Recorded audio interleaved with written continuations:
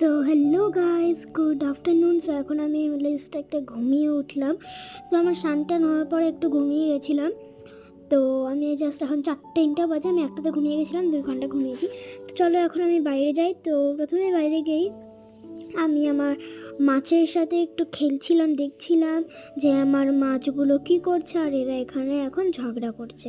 So এদেরকে আমি সকালবেলা খাবার দিয়েছিলাম। তার আগের দিন মিনস কালকে আমি ওদের জলটা চেঞ্জ করে দিয়েছিলাম। তো দেখো তোমরা এরা কি অবস্থা করছে, দুটো মাছ আছে। সো তারপরে একটু ওদের সাথে খেলে আমি চলে গেলাম খেতে। মা আমাকে পাস্তা বানিয়ে দিয়েছিল, তো ওটা খেলাম। তারপরে আমি পড়তে বসেছিলাম। তারপরে দেখো কত কিউট কিচেন, আমার দেখো কত কিউট কিচেন। তারপরে হাঁপিয়ে গিয়ে আমি এখন যাচ্ছি ঘুমাতে। So bye bye bye.